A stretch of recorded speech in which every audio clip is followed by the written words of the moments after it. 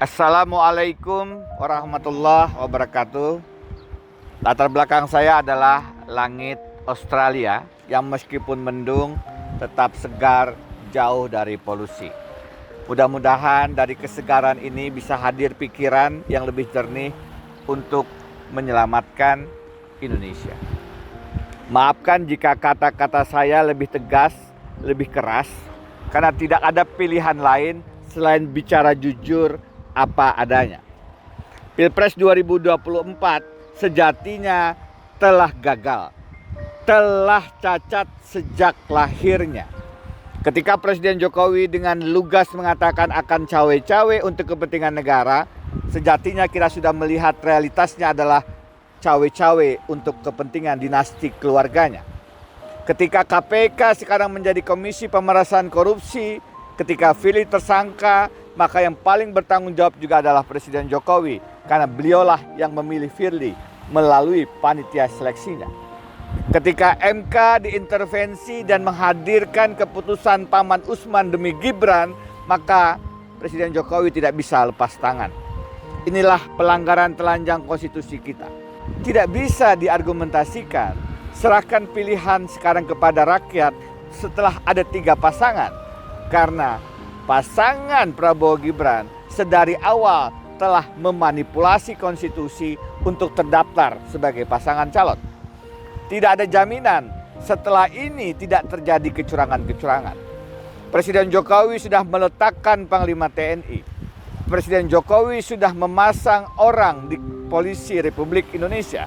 Meskipun di Badan Intelijen Negara tidak terjadi pergantian pimpinan, tapi kita paham telah ada wakil kepala BIN yang baru. Tentu maksudnya untuk meminimalisir gerak-gerik kepala BIN Budi Gunawan. Ini semua harus dibaca bukan untuk menjaga netralitas. Presiden Jokowi sudah menyatakan sedari awal beliau tidak netral. Beliau memberi restu kepada Gibran untuk menjadi calon wakil presiden dengan menabrak moralitas konstitusi. Maka tidak ada jalan lain. Hanya dengan menghentikan Presiden Jokowi, hanya dengan memakzulkan, memecat Presiden Jokowi, baru ada harapan Pilpres 2024 berjalan jujur dan adil.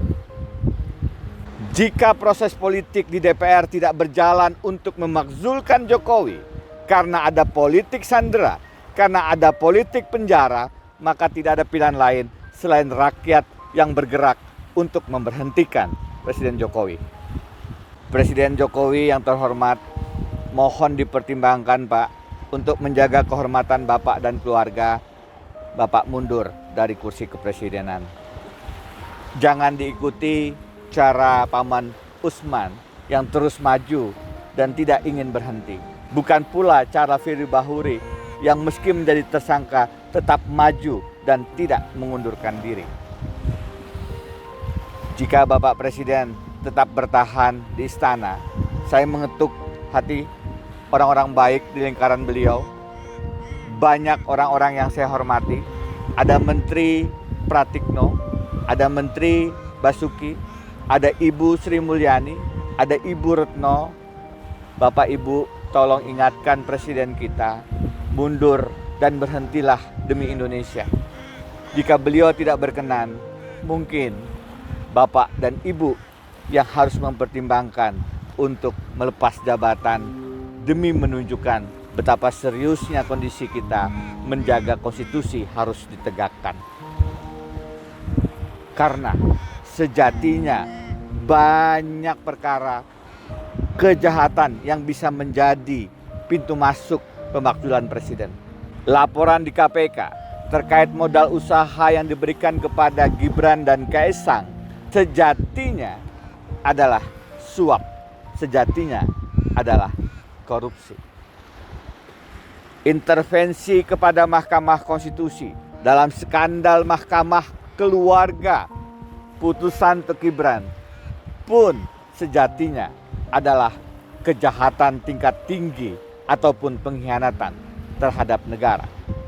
Jika Prof. Jimli Asyidiki mengatakan tidak ada bukti intervensi Presiden Jokowi atas putusan Gibran, itu karena MK tidak punya cukup kewenangan dan kekuatan, bukan lembaga penyelidik untuk menghadirkan bukti-bukti yang memang sulit didapatkan. Tetapi logika hukum adalah logika akal sehat. Intervensi itu bisa dilihat dan bisa ditunjukkan lewat fakta realita. Gibran menjadi calon wakil presiden. Belum terlambat, inilah titik krusial, kritikal, di mana keputusan harus dihadirkan. Jika Presiden Jokowi tidak berkenan mundur, maka beliau wajib dimundurkan. Dari Australia, saya Denny Indrayana. Assalamualaikum warahmatullahi wabarakatuh.